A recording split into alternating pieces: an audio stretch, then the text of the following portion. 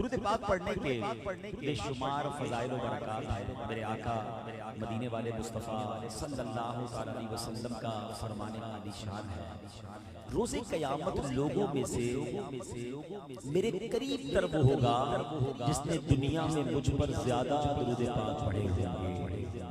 अब ये बज़ाहिर तो मुख्तसर सी हदीस है, लेकिन अगर इसके पीछे इनाम कितना बड़ा है, अगर ये समझने की कोशिश करें ना, हम सब की जिंदगी में या मरने के बाद सबसे मुश्किल दिन पहुंचता है। कभी गौर करें, द मोस्ट डिफिकल्ट डे, मुश्किल दिन क़यामत का दिन, क़यामत का दिन है, जिसको याद दिलाने के लिए बार बार हम हर नमाज में पढ़ते हैं, मालिकी यौमिद्दीन, रोज़े जज़ा का मालिक। कौन सा दिन?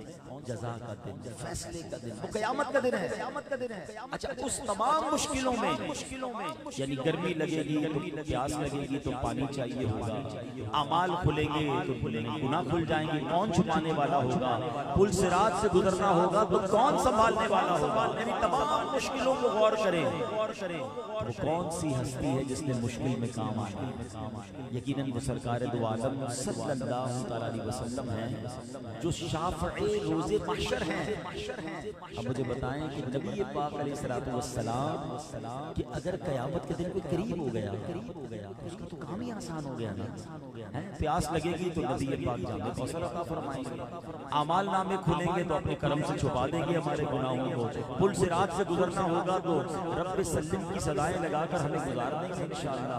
यानी अगर नबी पाक के करीब हो गया तो मसला तो हल हो गया ना, हल हो गया ना। शायर कहते हैं महशर है अगर महशर, किस बात का हमको डर, महशर है अगर महशर, किस बात का हमको डर, जिनके सना खां हैं वो भी तो वहां होंगे। तो अब जिसने दुरूद पढ़े होंगे और वो नबी पाक के करीब हो गया तो मसाइल तो बहुत आसानी से हल हो जाएंगे। अब जितना दुरूद ज्यादा उतना मेरे आका का कुर्ब ज्यादा। हमारी मर्जी है कि मोबाइल फोन पर चाय के होटल पर बैठकर दोस्तों में गपशप करके घंटों गुजार दें, या अल्लाह तौफीक दे तो तस्बीह हाथ में पकड़कर अल्लाह और उसके रसूल का जिक्र करने वाले बन जाए। अल्लाह मुझे भी और आपको भी कसरत से दुरूद पाक पढ़ने की तौफीक अता फरमाए। मोहब्बत के साथ बाआवाज़ बुलंद दुरूद पाक पढ़ लें। सल्लू अलल हबीब सल्लल्लाहु तआला अला मुहम्मद सल्लल्लाहु अलैहि वसल्लम। ज़बानो क़ल्ब की अज़मत दुरूद पाक से है, ज़बानो क़ल्ब की अज़मत दुरूद पाक से है। हर एक गम में हिफाजत दुरूद पाक से है। गमे जहां से भी कभी साबिका नहीं पड़ता, मुझे तो हर घड़ी राहत दुरूद पाक से है।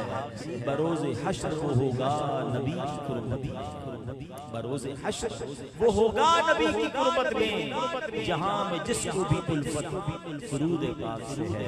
अल्लाह दुरूद पाक की कसरत करने वाला बनाए। मिलकर एक बार फिर बाआवाज़ बुलंद सल्लू अलल हबीब सल्लल्लाहु तआला अला मुहम्मद सल्लल्लाहु अलैहि वसल्लम। एक बड़ी प्यारी हदीस पाक बुखारी शरीफ में भी हदीस मौजूद है, मुख्तसरन मौजूद है, और मुस्नद इमाम अहमद में ये तफसील के साथ हदीस मौजूद है। बड़ा कमाल का वाक़या है। हदीसों में कुछ वाक़यात ऐसे प्यारे हैं, हदीस तो सारी प्यारी होती है, मगर हदीसों में नबी पाक ने कुछ वाक़यात बयान फरमाए इसमें शानदार दर्स होता है। ये वाक़या क्या है? नबी पाक अलैहिस्सलाम ने फरमाया पहली उम्मतों का वाक़या। एक औरत थी अपने दूध पीते बच्चे को लिए बैठी थी। रास्ते में से एक अमीर कबीर शख्स गुजरा, घोड़े पर सवार, बड़ी शानो शौकत, बड़े कर्रो फर के साथ। अब वो खातून जो अपने बच्चे को गोद में लिए बैठी है, दूध पीने की उम्र है, उसके दिल में अरमान आया। माँ तो माँ होती है ना, जब उसने एक बंदे को इतने कर्रो फर, इतने जाहो जलाल, इतनी लग्जरी के साथ गुजरते देखा तो माँ ने दुआ की, ऐ अल्लाह मेरे बेटे को भी जैसा बना, ऐसी शानो शौकत इसकी है, मेरा बेटा भी ऐसा हो जाए। नबी पाक अलैहिस्सलाम फरमाते हैं कि जब माँ ने ये दुआ की ना, तो वो बच्चा जो गोद में है उसने दुआ सुनी और दूध पीते की उम्र में अल्लाह की कुदरत देखी, अल्लाह ने उसको बोलने की ताकत दी। वो कहता है अल्लाहुम्मा ला तजअलनी मिथलहु, अल्लाह मुझे जैसा बना। माँ कह रही है कि अल्लाह मेरे बच्चे को इस बंदे जैसा बना दे, और वो दूध पीता बच्चा माँ की गोद में क्या कह रहा है, अल्लाह मुझे जैसा मत बना। थोड़ी देर हुई तो एक खातून वहां से गुजरी, एक और औरत गुजरी, और उसके बुरे हाल से लोग उसे घसीट रहे थे, बच्चे पत्थर बरसा रहे थे। देखकर माँ के दिल में अरमान आ रही कि मेरे बेटे को इस जैसा मत बनाना, जितनी इसको मुश्किलें आ रही हैं, जितनी इसको औरत को तकलीफ आ रही है, मेरी ये दूध पीता बच्चा मेरी जान, अल्लाह इसको ऐसी कभी तकलीफ ना आए।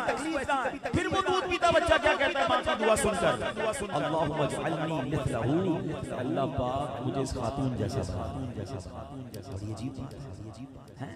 एक तो ये बात समझनी है अल्लाह करीम चाहे दूध पीता बच्चा भी बात कर सकता है, यानी ये बच्चा कैसा अल्लाह का वली है, अल्लाह ने कैसी इसको ताकत अता फरमाई है। यहाँ ये बात भी सीखने को मिल रही है कि औलिया किराम की एक किस्म होती है जिसको रब्बे करीम मादरजाद वली बनाता है, तो पैदाइशी वली होते हैं। उन्हें हमारे पीराने पीर शेख अब्दुल कादिर जिलानी, हाँ वो भी मादरजाद वली थे। असल में इसमें कैटेगरीज है, कुछ औलिया किराम वो है जिंदगी का एक अरसा गुजार कर तौबा की, गुनाहों में मुब्तला थे, तौबा की, अल्लाह ने तौबा ऐसी कबूल की कि अपनी विलायत अता फरमाई। हजरत बिश्र हाफी हैं, हजरत हबीब अजमी हैं, हजरत फुज़ैल बिन इयाज़ हैं, और भी औलिया किराम के बारे में पढ़ते हैं कि तौबा से पहले लाइफ कुछ और थी, कुछ और गलत काम थे, ऐसे सच्ची अल्लाह ने विलायत का शहंशाह बना दिया। अच्छा इस जो कैटेगरी है ना, गुनाहगार को विलायत मिल जाती है तौबा की वजह से, इसकी बिना पर दिल में एक उम्मीद रखनी चाहिए। मैं अपनी बात कर रहा हूँ, पर्सनली मैं इस तरफ सोचता नहीं था, मेरी दुआ में कभी ये हिम्मत नहीं होती थी कि हम अल्लाह से कहें कि अल्लाह मुझे अपना वली बना दे, मगर जब ये वाकयात पढ़े और अल्लाह सलामत रखे कि बिला शेख तरीक़त अली सुन्नत की मुबारक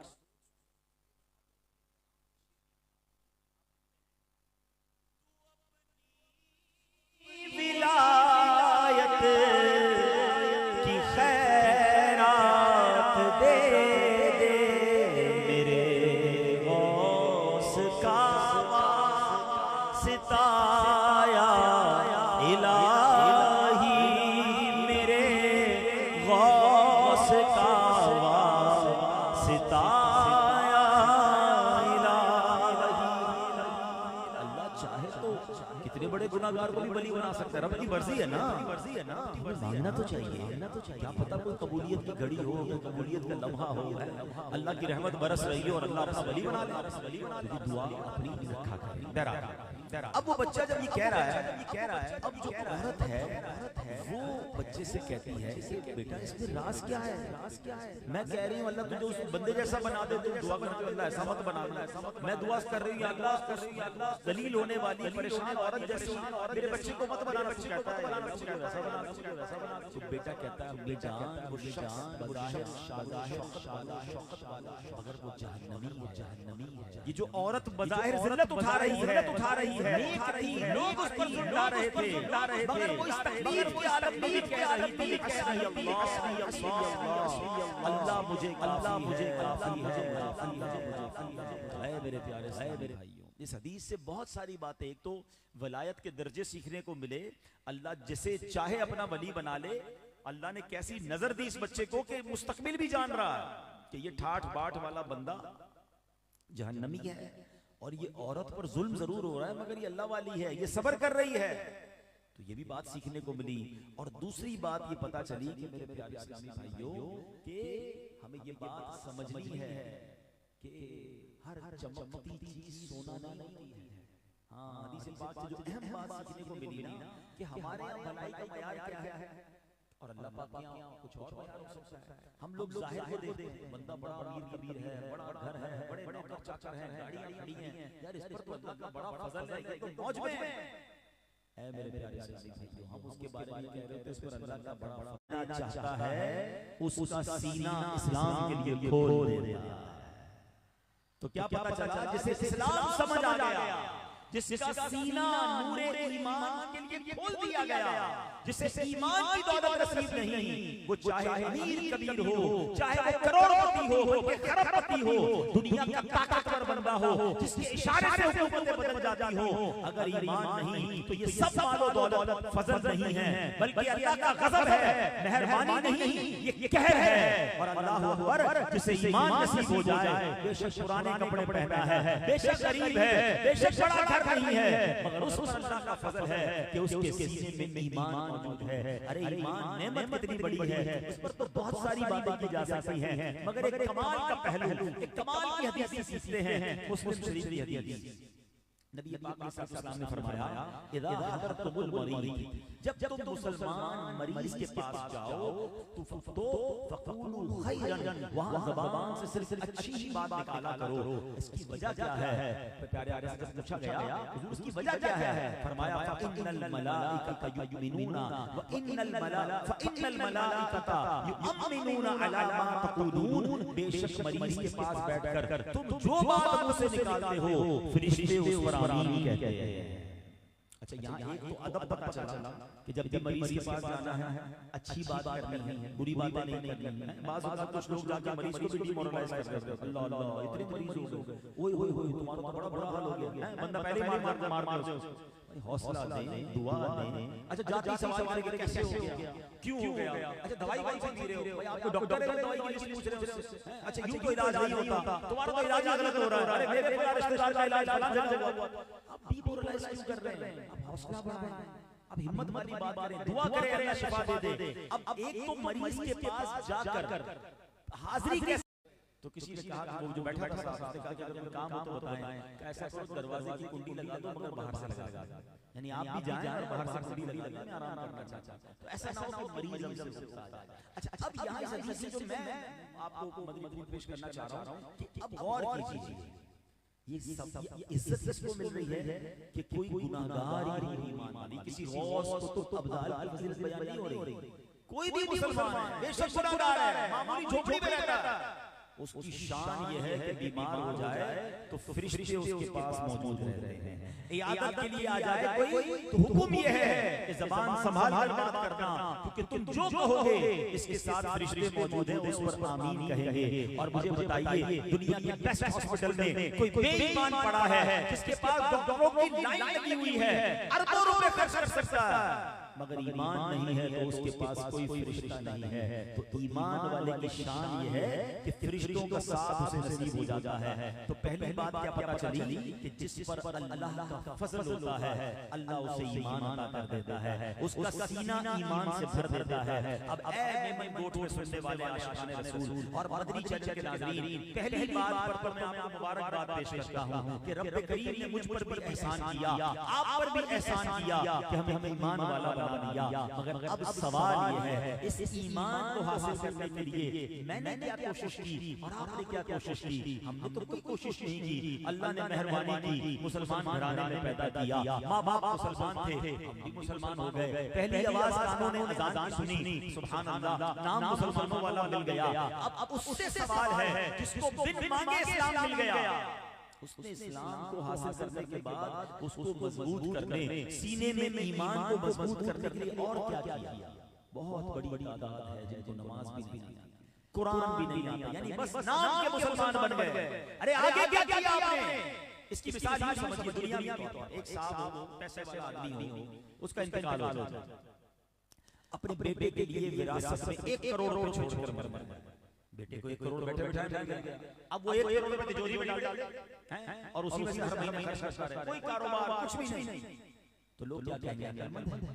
अरे भाई, 1 करोड़ तिजोरी में रखने के लिए नहीं, इस करोड़ रुपए को किसी कारोबार में लगाओ ना, ताकि तुम्हारे पैसे भी बढ़े, तुम्हारे खर्चे भी चले, खाते रहोगे थोड़े अरसे में खत्म हो जाएंगे। सही बात है ना? ऐसे करते थे ना अकलमंद लोग, तो यही करते कि जो हिस्सा मिला उससे और बढ़ाना है। दुनिया में ये बात समझ आ रही है, हमें माँ बाप की तरफ से ईमान मिल गया, अब इसको बढ़ाएगा कौन? इसको मजबूत कौन करेगा? ईमान के तकाज़ों को जानेगा कौन? ईमान कैसे माल छीन जाता है, उससे बचने के, उसके बचने के हिफाजत के इंतजाम कौन करेगा? बस बैठे बैठे मुसलमान बन गए, कोई टेंशन नहीं इसके बात की, ईमान बचेगा कैसे? कितने बड़े बड़े फजल हमने सुने, किसको मिल रहे हैं ईमान वाला? लेकिन जिसका ईमान ही छिन गया उसका क्या हाल होगा? तो प्लीज खुदा के वास्ते अपने ईमान की हिफाजत की फिक्र कीजिए, ईमान को मजबूत कीजिए, ईमान के दीगर तकाज़ों को पूरा कीजिए। जितना अल्लाह के करीब होते जाएंगे, नमाज, इबादत, रोजा, तिलावत, जिक्र व अस्कार, हराम रोजी से बचना, हलाल कमाना, मुसलमानों के साथ अच्छा बर्ताव, ये सब चीजें आपके ईमान की मजबूती का सबब बनेंगी। आप स्ट्रॉन्ग मुसलमान होते जाएंगे, कोई आपके ईमान को हाथ नहीं लगा सकेगा। लेकिन अगर तमाम नेकियों से दूर इंसान जिंदगी गुजार रहा है, वो शैतान का आसान टारगेट है। शैतान जब चाहे उसका ईमान छीन सकता है। खुदा के वास्ते अपने ईमान की फिक्र कीजिए। अब आते हैं दूसरी बात, अल्लाह जब किसी पर फजल फरमाता है, अल्लाह जब किसी पर एहसान फरमाता है, और क्या क्या फरमाता है, हदीस पाक सुनिए, मन युरिदिल्लाहु बिही खैरन युफक्किहु फिद्दीन। आका फरमाते हैं अल्लाह पाक जिसके साथ भलाई का इरादा फरमाता है उसे दीन की फकाहत यानी समझ अता फरमाता है। अल्लाह अकबर। अब सोचो कितने खुशनसीब हैं वो लोग जिनको अल्लाह दीन की समझ अता फरमाता है। अल्लाह पाक जिस बंदे के साथ भलाई का इरादा फरमाता है, अपना खास फजल व करम फरमाता है, तो ये शानी जाहिर होती है कि बंदे को दीन का फकीह यानी दीन की समझ बूझ रखने वाला बना देता है। अब फकाहत का मतलब क्या, गौर से सुनिए, इल्म और फकाहत में फर्क है। बंदे ने कब क्या करना है, कैसे करना है, इसकी समझ नसीब हो जाए, ये है फकाहत। ठीक है, इल्म तो बहुत सारों के पास होता है, अगर अमल करते करते भूल जाते हैं। मिसाल के तौर पर एक आदमी वुजू कर रहा है, नमाज का टाइम थोड़ा है, जमात हो रही है और ये मिसवाक कर रहा है, मिसवाक सुन्नत है। अब वो मिसवाक पर अमल कर रहा है मगर ये नहीं सोच रहा कि जमात जा रही है, मिसवाक पूरी कर ली मगर मिसवाक से फारिग हुआ जमात चली गई। ये फकाहत नहीं है। फकाहत ये कि सुन्नत छोड़ दे और वाजिब पर अमल कर, जमात को हासिल कर ले, इतनी समझ हो कि कौन से वक्त करना क्या है। बाज़ औक़ात अपनी अकल से सही काम कर रहा होता है मगर उसको सवाब नहीं मिलता, बल्कि बाज़ औक़ात वो बड़े सवाब से महरूम हो जाता है। इसी तरह एक बात जो है, मिसाल के तौर पर बंदा गरीब है, ठीक है, और उस पर ज़कात फर्ज नहीं, फर्ज ज़कात के मसाइल सीख रहा है, ठीक है जनाब, और उस पर नमाज फर्ज है, नमाज के मसाइल आता नहीं, ये बेवकूफी है। आप पर ज़कात फर्ज नहीं है, जो पहले फर्ज है वो सीखो ना, जो चीज जरूरी है उसको छोड़कर आप कुछ और सीख रहे हैं। बिल्कुल इसी तरह कुछ लोग दुनिया के ऐसे ऐसे उलूम सीखते हैं जिसकी कोई जरूरत नहीं, मगर उसमें वक्त जाया करके जो जरूरी चीजें हैं वो छोड़ देते हैं। हदीस पाक में एक वाकया मिलता है, एक बुजुर्ग थे हज़रत जुरैज, बड़े नेक इंसान थे मगर एक जगह पर वो चूक गए। मामला क्या हुआ, वो इबादत गुजार भी थे, बड़ा इबादत खाना भी बनाया, नमाज़ें बड़ी पढ़ते थे। एक बार नफल नमाज पढ़ रहे थे, मां ने बुलाया, ज़हन में ख्याल आया, एक तरफ नमाज है, एक तरफ माँ बुला रही है, माँ के पास नहीं गए, नमाज कंटिन्यू थी। माँ ने फिर आवाज दी, फिर जवाब नहीं दिया, तीसरी बार माँ ने आवाज दी, नमाज को छोड़कर माँ के पास नहीं गए। अब माँ के दिल से क्या निकला, माँ कहती है कि ऐ बेटा तुझे खुदा जब तक मौत ना दे जब तक तुम बदकार औरत का मुंह ना दे। अब दर्द माँ के मुंह से बददुआ निकली। अब क्या हुआ, उस इलाके में एक औरत ने बदकारी की, किसी चरवाहे के साथ बच्चा पैदा हुआ, इल्जाम लगा दिया हज़रत जुरैज पर। सारे लोग आए, इबादत खाना तोड़ दिया, आपको जब पकड़ लिया और बेइज्जती हुई। आखिरकार जब तशवीश बड़ी हो गई तो अल्लाह के नेक बंदे तो थे, उन्होंने उस बच्चे से पूछा, बच्चा बता तेरा बाप कौन है। अल्लाह ने उस छोटे बच्चे को बोलने की ताकत दी। वो कहता है कि मेरा बाप तो चरवाहा है। आपकी खलासी हो गई, लोगों ने माफी मांगी, मगर जो इतनी बड़ी आजमाइश से गुजरे इसकी वजह कि मां ने ये बददुआ दी। अब शरई मसला ये है कि बंदा अगर नफल नमाज पढ़ रहा हो और मां बुलाए तो अब नफल नमाज तोड़कर मां के पास जाना होगा, मां की बात सुननी होगी। ये वो फकाहत है जिसमें आपसे गलती हो गई तो पता ये चला किस वक्त किस शरई मसले पर अमल करना है। ये इल्म जिसको अता हो जाए अल्लाह का फजल उस पर होता है। अब अगर हम आज के दौर पर गौर करें कि हम कितनी ऐसी चीजें सीख रहे हैं जिसकी हमें कोई जरूरत नहीं। मिसाल के तौर पर ये सोशल मीडिया, आप सोशल मीडिया खोल लें, आपको वो कुछ मिल रहा है जिसकी आपको जरूरत ही नहीं। अब न्यूयॉर्क का मेयर कौन बन गया, अब उस मेयर ने क्या काम किया, आपकी क्या जरूरत है भाई, आपको कराची के बैठा हालात बुरे हैं, आप दुनिया के हालात में लगे हुए हैं, फला टीम ने बैठ स्कोर क्या क्या दिया, फला जगह पर क्या हो गया, पेट्रोल का दाम क्या है, सोने का दाम क्या है, अपनी स्कूटर में पेट्रोल डलवाने के पैसे नहीं है और इंटरनेशनल पेट्रोल के रेट चेक कर रहे हैं, इसकी कोई जरूरत नहीं है। ठीक है ना, ब्राजील के अंदर में गाड़ी का एक्सीडेंट हो गया, वो वीडियो मेरे सामने आ रही है, कोई जरूरत नहीं है उसकी। वक्त जाया हो रहा है और नमाज आती नहीं है, कुरान पढ़ना आता नहीं है। अब खुद सोचिए अपने वक्त को कहां लगा रहा हूं मैं। इंटरनेशनली एक इस्तिलाह यूज होती है सुनामी ऑफ नॉलेज। नॉलेज इतनी ज्यादा आ रही है हमारे पास जिसकी मुझे जरूरत नहीं, मगर जो जरूरत है मैं उसको छोड़े बैठा हूं। वो एक मामला है ना कि इमाम आज़म अबू हनीफा के पास एक शख्स गया, कहता है हुजूर हजरत मूसा की नानी का नाम क्या था। हजरत इमाम आज़म ने कहा बेटा वुजू के 4 फर्ज हैं। थोड़ी देर बाद कहता हुजूर हजरत मूसा की नानी का नाम बताएं। आप तो इमाम आज़म हैं, इतने बड़े बड़े, आपने फरमाया बेटा वुजू के 4 फर्ज हैं। तीसरी बार कहता हुजूर मैं हजरत मूसा की नानी का पूछ रहा हूं, आप मुझे वुजू के 4 फर्ज बता रहे हैं, आप तो इतने बड़े आलिम हैं, क्या कमाल का जवाब दिया। इमाम आज़म फरमाते बेटा मरने के बाद तुझसे ये सवाल नहीं होना कि मूसा की नानी का नाम क्या है। मेरे बेटा नमाज सीख ले, नमाज का सवाल, वुजू आता नहीं, नमाज आती नहीं, गुस्ल का पता नहीं, कुरान की तिलावत का पता नहीं, और चले बहस करते अजीब सवाल। एक औरत किसी को, एक बुजुर्ग से पूछा, कहते किसी को एक औरत वीरान में मिल जाए मुर्दा, अब बताएं कैसे उसकी मुसलमान है कि नहीं, कैसे पता चलेगा। पहली बना के सवाल, कोई ना कोई सवाल मार में चाय के होटल पे कोई तो काम चाहिए ना। कोई बुजुर्ग कमाल के बोले मुझे मिली औरत मिल जाए तो सवाल पूछना, कोई और काम कर लेना भाई, वो औरत मिलेगी जिसको मिली वो पूछे क्यों पूछ रहा है भाई। टाइम सारे का कोई तो सवाल चाहिए। अजीब अजीब सवाल, पहले मुर्गी पैदा हुई, पहले अंडा पैदा हुआ, मुर्गी भी खा ले, अंडा भी खा ले, नमाज सीख ले। खाली उन चीजों में टाइम जाया करते हैं जिसका कोई फायदा नहीं। ये है वो गलती जो हम कर रहे हैं। फ़क़ाह किसे कहते हैं कि जो जरूरी इल्म सीखना है। रमजान अगर करीब है तो रोजे का इल्म सीखे ना। लोगों को पता ही नहीं सहरी कब करना, इफ्तार करना, पकोड़े समोसे कैसे बनाने सबको पता है। ओ भाई पहले जो रमजान में फर्ज उलूम है वो सीखे ना। ये समझिए बाबा, अल्लाह का फजल उस पर हो जाता है जिसको अल्लाह दीन की फ़क़ाह अता फरमा देता है। वो समझ से फैसला करता है कि मुझे पहले क्या इल्म हासिल करना चाहिए और कब इस पर अमल करना है। अल्लाह करे ये बात हमें समझ आ जाए और हम इससे इस बात को सीख लें। ऐ मेरे प्यारे इस्लामी भाइयों, इमाम एक अच्छा इसी तरह बड़ी कमाल की सहाबाए किराम के कोई मामला हुए हैं बिलफर्ज, कोई भी मामला ऐसा है। अब इस पे बहस करेंगे कौन हक था, किसकी गलती थी। भाई आपका काम नहीं, मैंने अपना फैसला करना है, अपने मामला ठीक कर लो ना। अब देखिए हज़रत मौला अली से क्या सवाल हुआ। एक बार हज़रत इमाम अहमद बिन हंबल की खिदमत में, हज़रत इमाम अहमद बिन हंबल की खिदमत में कुछ लोग हाजिर हुए। अर्ज़ किया हुजूर हज़रत मौला अली शेर खुदा करमल्लाहु वजहहु करीम और हज़रत अमीर माविया के दरमियान जो मामला हुए थे उसके मुताबिक आप क्या फरमाते हैं। आजकल भी बहस रहती है। इमाम अहमद बिन हंबल से सवाल हुआ।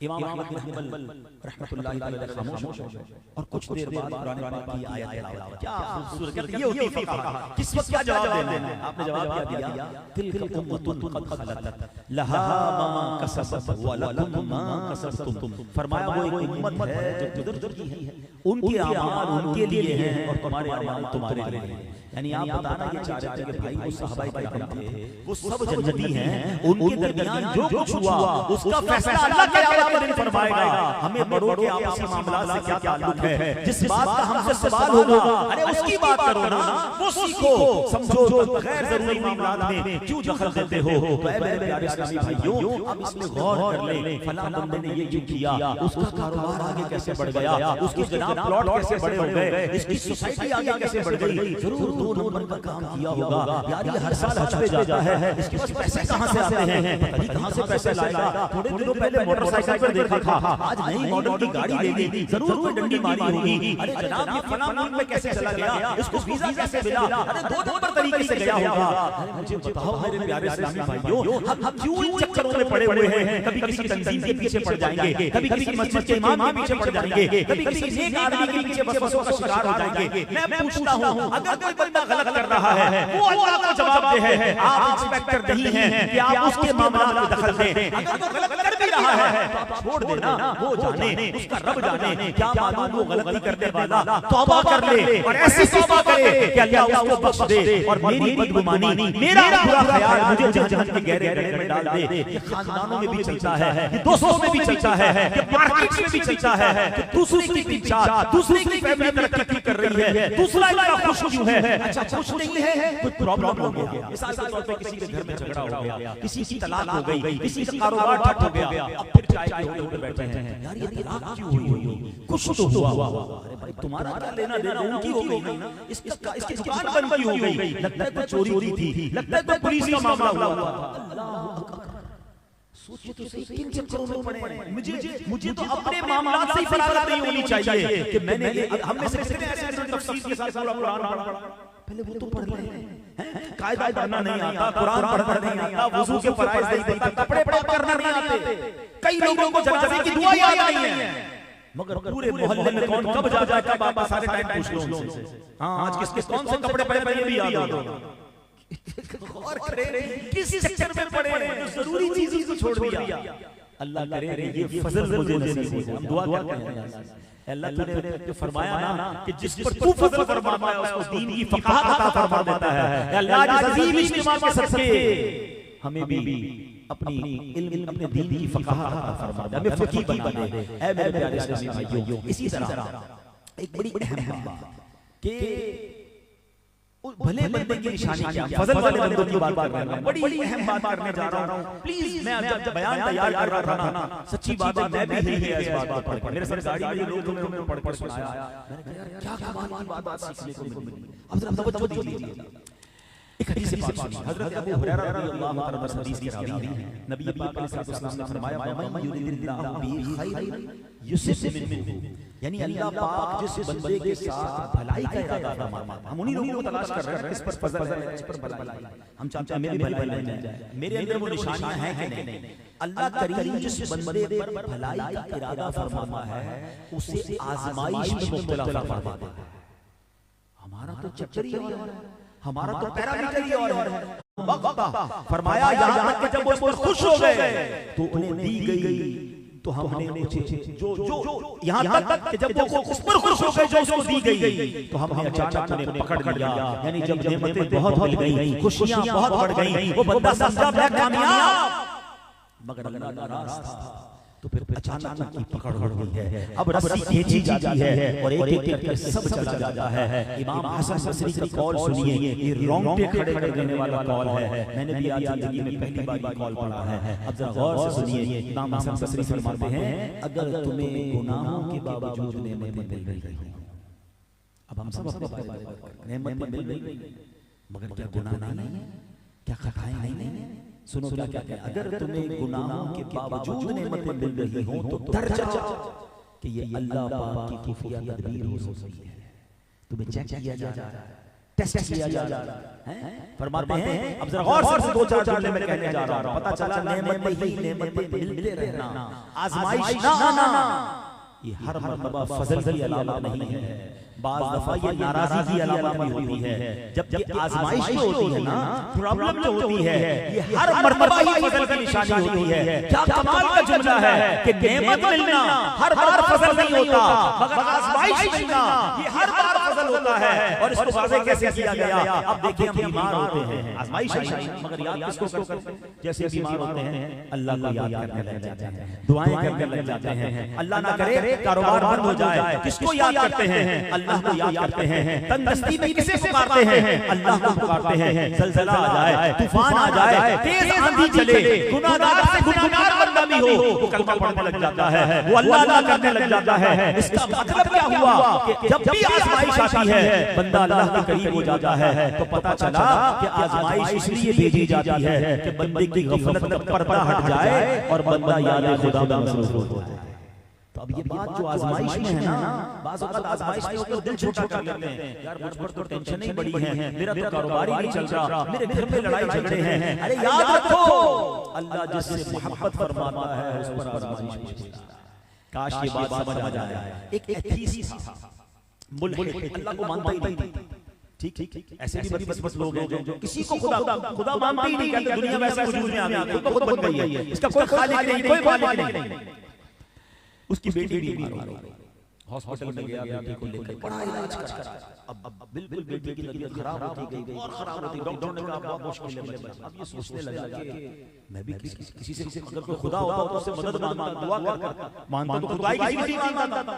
आखिरकार जब बहुत बुरा प्रॉब्लम पे हाथ उठाया, कहते हैं अल्लाह अगर तू है, ऐ खुदा अगर तू है तो मेरी बेटी को शिफा दे दे, मैं बेबस हूं, मेरी मदद फरमा, मेरी बेटी को शिफा दे दे। अब इसका गिड़गिड़ाना था और उसकी बेटी को शिफा मिल गई।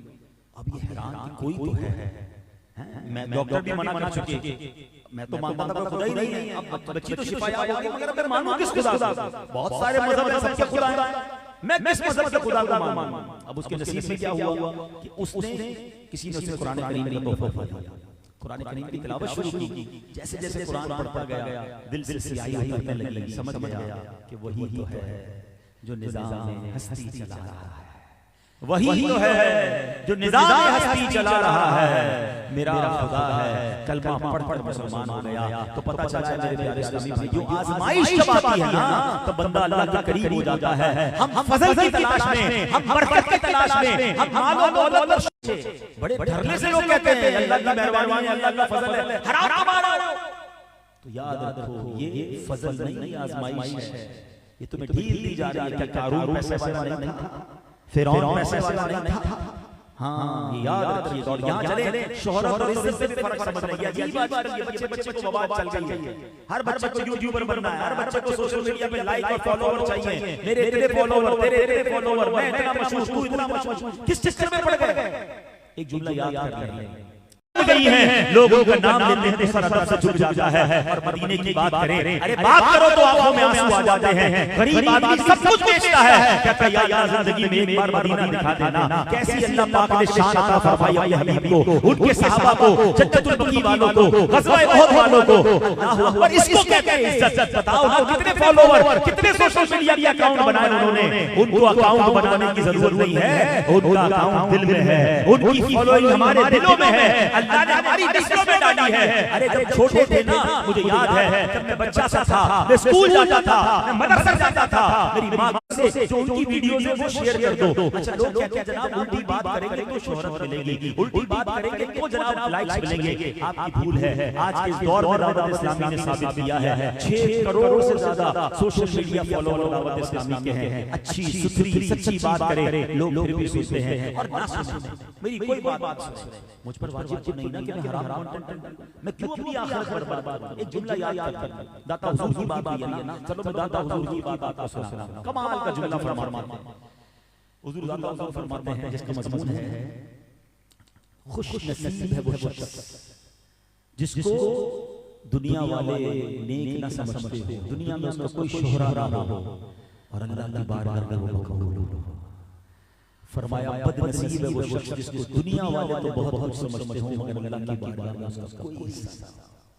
बताओ सारी दुनिया मेरी वाह वाह करे, हाथ चूमे और अल्लाह उसके रसूल नाराज हो तो मेरा क्या फायदा है शोहरत का?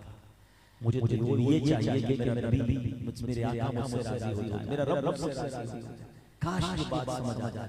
तो है मेरे इस्लामी भाई, फजल वालों की बात हो रही है। हर मालदार, हर पैसे वाला, हर खुशहाल फजल वाला हो ये जरूरी नहीं। हाँ आजमाइश आई है तो अल्लाह मोहब्बत कर रहा है, तुम्हें तुम्हारे गुनाह माफ करने की आजमाइश आई है। सब्र का दामन हाथ से ना छोड़ना। अब आखिरी बात, क्योंकि आज मेमन मोट वालों ने हमारी बड़ी अच्छी मेहमान नवाजी भी है और माशाल्लाह मैं देखता हूँ जब सिंध जाए, इंटीरियर पंजाब जाए, बड़ी मोहब्बत के साथ आप लोग मेहमान नवाजी करते हैं। ये बड़ा अच्छा वस्फ है। फजल वालों की बात हो रही है, अल्लाह ने जिन पर इनायत की है। आओ मैं एक और फजल वाला काम बता देता हूं। हदीस पाक में आता है जो भलाई पर अल्लाह अता फरमाता है, मेरे आगे फरमाते हैं इज़ा अरादल्लाहु बिअब्दिन खैरन अहदा लहू हदिया। यानी अल्लाह पाक जब बंदे के साथ भलाई का इरादा फरमाता है तो उसकी तरफ तोहफा भेजता है।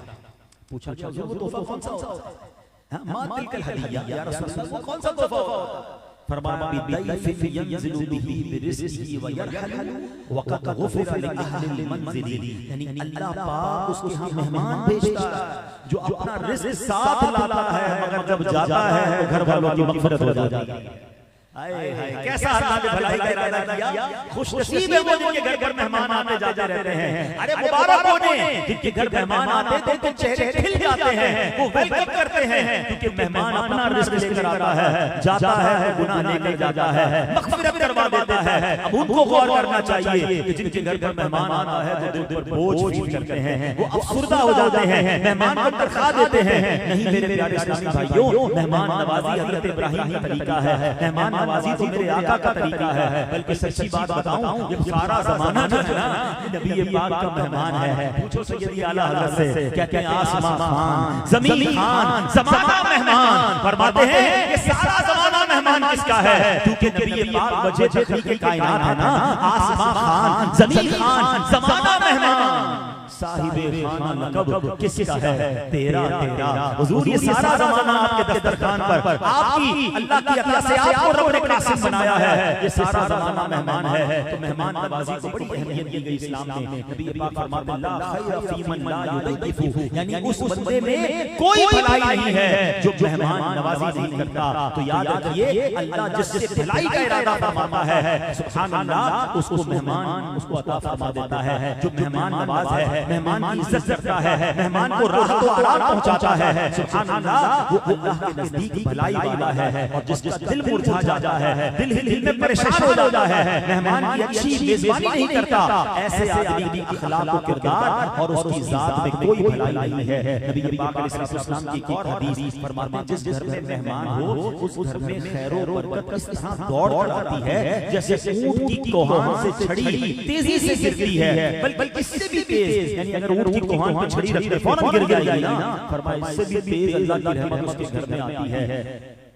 एक और ईमान अफरोज हदीस सुनिए। हजरत अनस रज़ियल्लाहु तआला अन्हु ने अपने भाई हजरत बर्रा बिन मालिक रज़ियल्लाहु तआला से फरमाया, है बर्रा, आदमी जब अपने भाई की सिर्फ रिज़ाए इलाही के लिए मेहमान नवाजी करता है और उसकी कोई जज़ा और शुक्रिया नहीं चाहता, तो अल्लाह पाक उसके घर में 10 फरिश्तों को भेज देता है जो पूरा साल उसके घर में रहते हैं और अल्लाह पाक की तस्बीह भी करते हैं, उसकी पाकी भी बोलते हैं, अल्लाह पाक की बड़ाई भी बयान करते हैं और घर वालों के लिए बख्शिश की दुआ भी करते रहते हैं। और जब साल पूरा हो जाता है तो उन फरिश्तों की पूरे साल की इबादत के बराबर साहिब खाना के नामाए अमाल में इबादत लिख दी जाती है और उसके साथ आखिरत में उसे ये जज़ा मिलेगी कि अल्लाह पाक उसको जन्नत की लजीज ग़िज़ाएं खिलाएगा। हाय हाय, अब तो मेरा ख्याल है आज के बयान के बाद मेहमान ढूंढने पड़ेंगे कि जल्दी जल्दी कोई अच्छा सा मेहमान आ जाए, मेरे गुनाह भी ले जाए, 10 फरिश्ते भी छोड़ जाए और जन्नत में खाने भी इंतजाम हो जाए। अल्लाह करे कि हम सच्चे मेहमान नवाज बन जाएं। हदीसें बहुत सारी हैं और बड़ा प्यारा आज मौजू मेरे पास है कि भलाई किसको मिलती है। एक हदीस में मेरे आका फरमाते हैं, अल्लाह जिससे भलाई का इरादा फरमाता है उससे अच्छे अखलाक अता फरमा देता है। तो अल्लाह करे हम अच्छे अखलाक वाले बन जाएं, अल्लाह ये भलाई भी हमें अता फरमा दे। सुभान अल्लाह, नबी पाक अलैहिस्सलाम ने फरमाया कि अल्लाह पाक जिसके साथ भलाई का इरादा फरमाता है उसे लोगों को महबूब बना देता है। पर क्या तुम जानते हो कैसे महबूब बनाना है? अल्लाह पाक उसे मरने से पहले नेक आमाल की तौफीक बख्शता है, बस उसके आसपास रहने वाले उससे राजी हो जाते हैं। अल्लाह अकबर। एक और हदीस पाक और ये आखिरी हदीस है। सुभान अल्लाह, नबी पाक फरमाते हैं, अल्लाह पाक जिस बंदे के साथ भलाई का इरादा फरमा लेता है उससे लोगों की हाजतें पूरी करने का काम ले लेता है। खुशनसीब है वो लोग जिनके पास लोग आते हैं, कोई कर्ज लेने आता है, कोई मसला हल करवाने आता है, कोई सिफारिश करवाने आता है, कोई दुआ करवाने आता है, कोई मशवरा लेने आता है। मुबारक हो उन्हें जिन्हें अल्लाह ने लोगों की हाजतें पूरी करने वाला बनाया है। लोग उकता जाते हैं, यार मुझसे क्यों कहते हो, जब देखो मेरे पास आ जाते हो, नहीं भाई मेरे पास टाइम नहीं है और भी तो कोई काम है करने का, बस तुम्हारी बातें सुनता रहूं। नहीं नहीं, अल्लाह ने आपको ऐसा बनाया है कि लोग आपकी तरफ आ रहे हैं, अरे इसको अल्लाह की तरफ से फजल समझिए, भलाई का इरादा समझिए, कोशिश करें लोगों की मदद करें। जरूरी नहीं हम हर किसी को पैसे दे सकें, जरूरी नहीं हम हर किसी को कर्जा दे सकें, लेकिन मीठी बात तो कर लें, मुस्कुरा कर हौसला तो दे दे। दुआ तो फ्री में मिलती है ना, मसला ये है हल भी नहीं करते, दिल भी तोड़ देते हैं। न करो ऐसा। सुभान अल्लाह, बरेली के ताजदार लिखते हैं ना, शरबत न दे करे बात लुत्फ से। अरे बात नहीं, अगर शरबत नहीं पिला सकते, मीठी बात तो कर सकते हो ना, उसमें तो पैसे नहीं लगते। शरबत न दे करे बात लुत्फ से, ये शहद हो तो फिर किसे परवाह शक्कर की है। अरे इतनी तो कम से कम उसको मीठी बात कर दें ताकि उसको हौसला मिल जाए। तो ऐ मेरे प्यारे इस्लामी भाइयों, आज कुछ वो हदीसें सुनी हैं, मेरा भी यकीन करें इस वक्त मैं भी किसी और कैफियत में हूं कि क्या प्यारी हदीसें हैं कि अल्लाह जिससे भलाई का इरादा फरमाता है, आए हाय उस मुसलमान की नसीब को देखो जिससे रब भलाई का इरादा फरमा रहा है। तो अब देख ले मेरे अखलाक अच्छे हैं कि नहीं, अब देख ले मैं मेहमान नवाज हूं कि नहीं, अब देख ले मेरा ईमान पक्का है कि नहीं। जो बातें हमने बयान की हैं उस पर गौर करते चले जाएं और अगर आजमाइशें हैं तो समझ जाओ अल्लाह ने भलाई का इरादा कर लिया है। अल्लाह ने बीमारी भेजी है, अल्लाह ने कारोबार में कमजोरी भेजी है, अल्लाह ने जब कुछ मामलात घर घर डिस्टर्ब हुए, कोई बात नहीं, ये अल्लाह की तरफ से आजमाइश है। सब्र दामन न छोड़ना, रब से राजी रहना। अल्लाह अकबर। एक बड़ा कमाल का जुमला एक बुजुर्ग का मैंने पढ़ा, एक ज़हन का अलग तरीका खोल दिया उन्होंने। वो कहते हैं, हम बंदे दुआ करते हैं, ऐ अल्लाह मेरा ये मसला हल कर दे, मुझे सुकून दे दे। हम क्या दुआ करते हैं, ऐ अल्लाह उस हाल में रख जिस हाल में मैं रह रहा हूं। यही दुआ है मेरी और आपकी, बीमारी दूर कर दे, कारोबार अच्छा कर दे, घर अच्छा दे दे, सुकून दे दे, फैमिली में लड़ाई झगड़े खत्म कर दे। इसका मतलब क्या है, अल्लाह जिस हाल में मैं राजी हूं वो वाला हाल दे दे। कहते हैं आम बंदे ये दुआ करते हैं, मगर जो अल्लाह वाले होते हैं वो दुआ करते हैं अल्लाह उस हाल में रख जिस हाल में तू राजी है। बात गहरी है, हर किसी को समझ नहीं आएगी।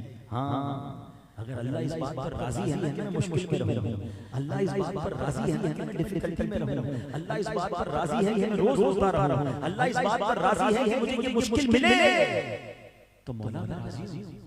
तूने ही तो बनाया, तूने ही बड़े अच्छे दिन दिए, तूने ही बड़े सुख के दिन दिखाए, तूने ही बड़ी इज्जत दी, तूने ही दुनिया की हर चीज दिखाई। अल्लाह अगर कुछ दिन आजमाइश भी भेजी तो तूने भेजी। ऐ मालिक मैं इस आजमाइश पर राजी हूं। अल्लाह मुझे इस हाल में रख जिस हाल में तू राजी है। उलमा कहते हैं जब बंदा इस कैफियत में आ जाता है ना, फिर अल्लाह अपनी खास रहमतों के दरवाजे उस पर खोलता है, क्योंकि ये अल्लाह की बारगाह में सरेंडर करना है, अल्लाह की बारगाह में सबमिशन करना है।